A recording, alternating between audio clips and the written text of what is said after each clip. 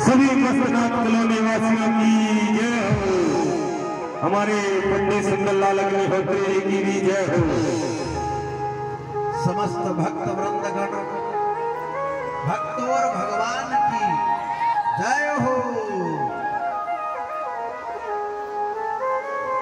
आगे के चरित्र में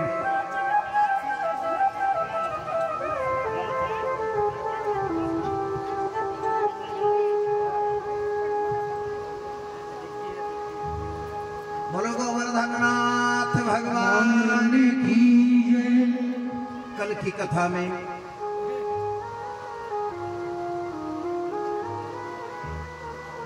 कृष्ण जी शिव के दर्शन करने के लिए कैलाश पर्वत पधारेंगे तो और 12 ज्योतिर्लिंगों की महिमा का वर्णन आएगा कल की कथा में। 12 ज्योतिर्लिंगों की 12 ज्योतिर्लिंग की जो अलग अलग किस कारण किन किन देवता की स्थापना हुई है, कौन सा ज्योतिर्लिंग किस नगर में है और किस कारण से उनकी स्थापना हुई। 12 ज्योतिर्लिंग के सौराष्ट्र सोमनाथंच श्रीशैले मल्लिकार्जुनम उज्जैन्यां महाकालम ओंकारं ममलेश्वरम केपरल्यां वैद्यनाथं च डाकिन्यां भीमशंकरम सेतबंधे तु रामेशं नागेशं दारुकावने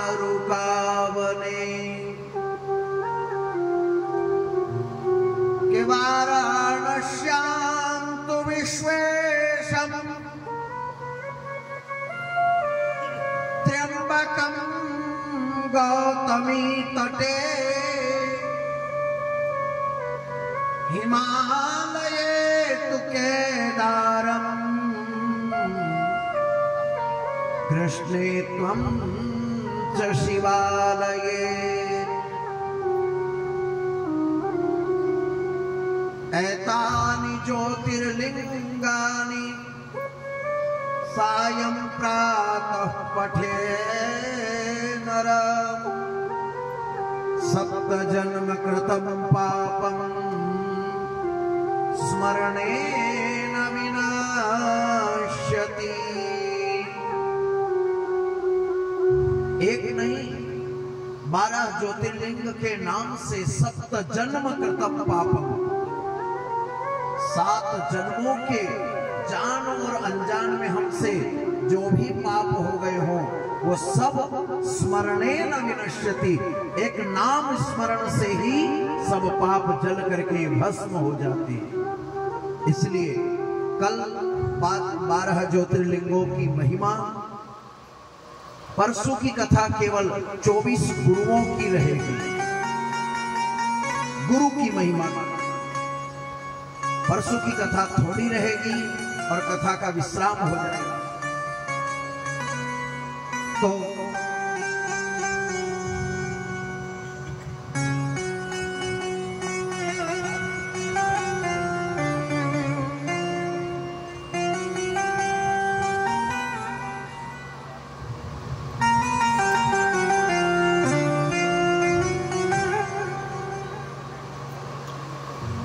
बोलो बांके बिहारी लाल की जय। तो कल की कथा में भगवान कृष्ण का शिव जी के कैलाश पर्वत पर आकर के दर्शन करना और शिव कृष्ण संवाद, शिव पुराण के अंदर शिव और कृष्ण का स्तवन और शिव कृष्ण संवाद और मल्लिकार्जुन भगवान की प्रतिष्ठा,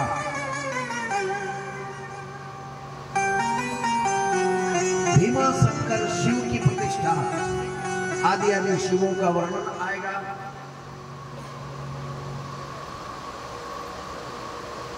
और आगे के चरित्र में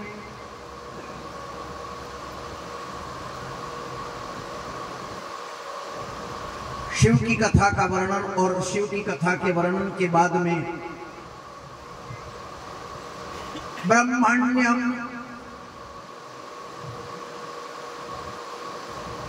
ब्रह्मण्यम सर्वधर्मज्ञम लोकानां कीर्तिवर्धनम। ये तो केवल हम सूचना ही दे रहे थे, कथा तो अभी तो वृंदा की सतीत्व भंग होना, भगवान विष्णु का वृंदा के साथ में विवाह करना, ये पूरा चरित्र वर्णन बाकी है। केवल हम ये तो कल की कथा का सूचना दे रहे थे। आगे के चरित्र में भगवान विष्णु से कहा गया कि भगवान आपने दैत्यों के लिए पक्षपात क्यों किया, किस लिए किया? और शिव जी ने भगवान विष्णु को बुलाया और प्रश्न कहा कि तुमने दैत्यों के साथ में और देवताओं के साथ में पक्षपात क्यों किया था, क्या कारण था? तो भगवान विष्णु कहते हैं कि भगवान मैं जलंधर को उसी टाइम मार देता, मगर मजबूरी ये है मैं दो कारण में फंसा पड़ा हुआ हूं। एक तो ये जलंधर आपका अंश है, तो मैं ये सोच रहा हूं कि मैं हार जाऊं वो ज्यादा अच्छा है, क्योंकि तुम्हारी महिमा मंडन बनी रहे, डिस्टर्ब नहीं हो। आपका पुत्र है, आपका अंश है, इसलिए मैं जलंधर को मारना नहीं चाहता हूं। और दूसरा, ये लक्ष्मी का भाई है, इस कारण से मैंने अभी तक इसके ऊपर कोई भी शस्त्र नहीं उठाए।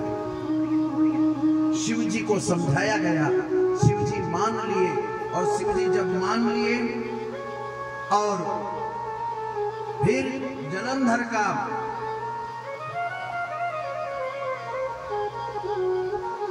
शिव का और जलंधर का युद्ध हुआ है। घमासान युद्ध चला। घमासान युद्ध चलते हुए शिव ने एक कृत्या को उत्पन्न करी। अपनी जांघ से शिव ने एक कृत्या को उत्पन्न करा। कृतकृत्या स्वस्तिर्लोकान् भवद्भिर्लोकमङ्गलम्।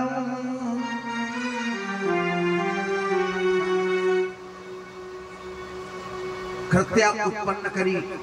शुक्राचार्य जी ने उस कृत्या को श्राप देने की कोशिश करी। कृत्या ने कहा, महाराज रुको, योग मायाम प्रतिष्ठो, शिव की योग अग्नि से कृत्या जब उत्पन्न हुई और उस कृत्या ने अपनी पद्म योनिम प्रजापति ने अपने अंदर शुक्राचार्य भृगु ऋषि को समा लिया। जंघाभ्याम पादुकाभ्याम चैव, अपने अंग में समा लिया। जब कृत्या ने भृगु ऋषि को, भृगु ऋषि तड़फड़ाने लगे, शक्तिहीन दैत्य हो गए। जब शक्तिहीन दैत्य हो गए तब भगवान विष्णु ने अपनी माया चलाई, क्योंकि शुक्र नहीं है, शक्ति नहीं है। शक्तिहीन होने से घुटने, हाथ पैर कमजोर पड़ने लगे, न कांपने लगे। शुक्र को दबा दिया और शुक्र ग्रह यानी शरीर की शक्ति अगर कमजोर पड़ गई तो घुटने, हाथ पैर सब कांपने लग जाते। आई बात समझ में? शक्तिहीन होने के बाद सब कांपने लग जाएंगे। और कृत्या ने सबको दबा लिया, और दबाने के बाद में और इधर भगवान शिव ने अपनी माया रचाई है और भगवान शंखचूड़ नामक दैत्य का वध करते हैं। शंखचूड़ नामक दैत्य का प्राकट्य होना, शिव जलंधर युद्ध का वर्णन किया और सुखदेव सूत जी महाराज ने, और इसके बाद भगवान विष्णु शंखचूड़ बन करके और वृंदा के पास में जाना काल नेमी राक्षस की पुत्री वृंदा थी। शिव ने, पार्वती ने कहा कि जब तक तुम इसकी पत्नी का सतीत्व हरण नहीं करोगे तब तक ये जलंधर मरने वाला नहीं है। जलंधर ने भी शिव का रूप रख करके पार्वती के पास गया था। एक कथा यहां ये भी आती है, पर पार्वती मैया समझ गई, क्योंकि वो तो आद्य शक्ति जगदम्बा पराम्बा है। वो कैलाश पर्वत पर भाग गई, और कैलाश पर्वत पर जब भाग गई, जलंधर शिव का रुद्रगण का रूप धारण करके गया और शिव रुद्रगण बना। शिव रुद्र बना तो रूप बदल करके और रुद्र बन करके जब गया तो मां पार्वती ने पहचान लिया, और पहचान लिया इसका, क्योंकि शिव का जो तप है, शिव का जो तेज है वो स्वर्ण है, सोना है, और आम मनुष्य का जो तेज है वो जल तत्व है। आगे ये जो सोना धातु और चांदी धातु जो पैदा हुई है ये इन्हीं से हुई है, शिव के तेज से। अंग भस्म बंग भस्म आयुर्वेद के अंदर जो आता है, अंग भस्म बंग भस्म कलिंग भस्म स्वर्ण भस्म रजत भस्म ताम्र भस्म, जितनी भी भस्म है ये शिव के तेज से ही पैदा हुआ, क्योंकि हर कड़ी के अंदर कहीं न कहीं शिव का तेज है। शिव जगत कल्याण का कोई न कोई कारण शिव छिपा करके रखते। फिर उस कथा को लंबी चौड़ी करें वो बात एक अलग है कि किस कारण से, क्यों हुआ, कैसे हुआ। आगे चरित्र में शिव जी ने, इसका तेज पृथ्वी पर स्खलित हुआ, इसका दोष पृथ्वी को लगा। पृथ्वी ने विष्णु के पास में जाकर के प्रार्थना करी। मां पार्वती ने विष्णु को बुलाया और विष्णु को बुला करके कहा, महाराज देख रहे हो क्या हो रहा है मेरे साथ में, शिव युद्ध कर रहे हैं वहां पर दैत्यों के साथ में, और यहाँ ये रूप बदल करके मेरे पास में आया दैत्य।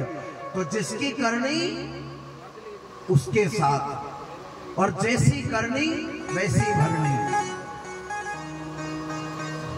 जैसी करनी वैसी भरनी करके और जाओ, तुमने भी, इसने मेरे साथ छल किया है, तुम भी इसकी पत्नी के साथ में छल करो।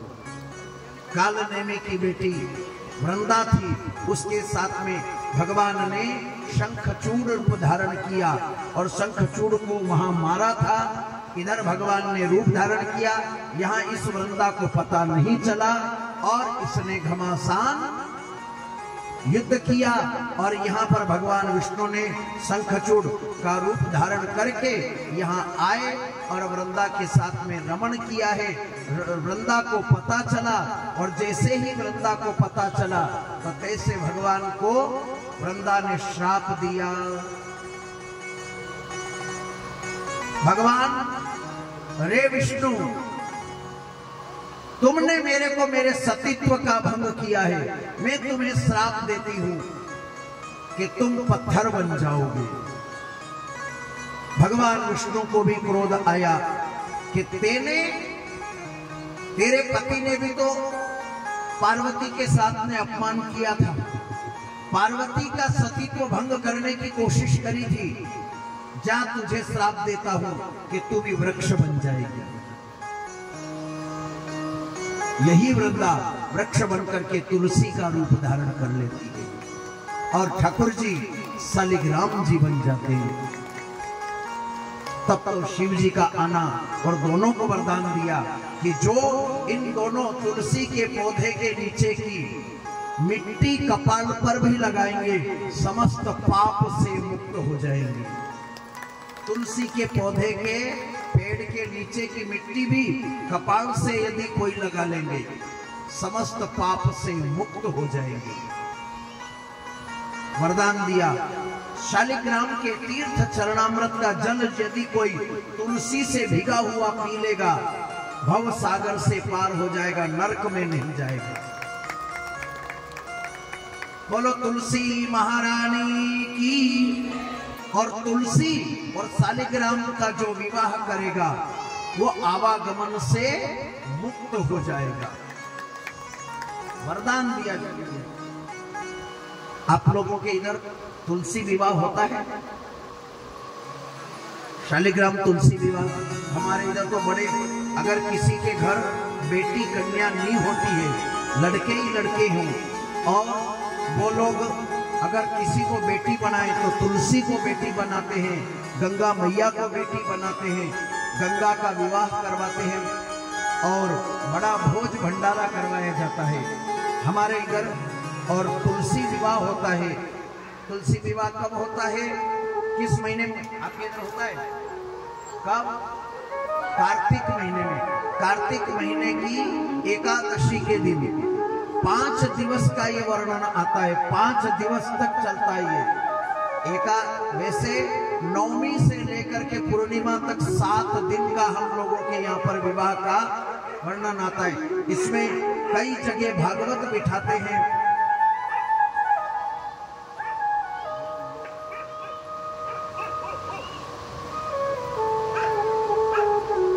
तुलसी का विवाह करवाया जाता है और तुलसी का विवाह 7 दिन का होता है। और 7 दिन, क्योंकि भंडारा भोज तो डबल करवाना ही पड़ेगा, इसलिए समझदार लोग क्या करते हैं कि जिस दिन भागवत का विश्राम हो उसी दिन विवाह हो जाए और हवन पूजन और भंडारा हो जाए, शादी फेरे हो, 7 फेरे लगाए जाते हैं। और बड़ा विधि विधान से, जैसे हम अपनी बेटी के साथ में उसकी हल्दी पीठी, तो सब पूरे गांव की माताएं होकर के इकट्ठी होकर के, पूरे मोहल्ले की, पूरे नगर की माताएं इकट्ठी होकर के माँ तुलसी का हल्दी से पूजा अर्चन एक गमले में लेकर के, और बढ़िया जैसे लड़की का विवाह में पूरा पूरा विधि विधान किया जाता है, शादी की विधि की जाती है, वो सारी के सारी उसका जुलूस निकाला जाता है, रथ बग्घी में बिठा करके, पालकी में बिठा करके, और मां भगवती का विवाह संपन्न होता है।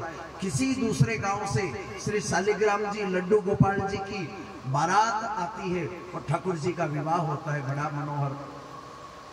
अब आप लोगों के इधर हो या नहीं होता,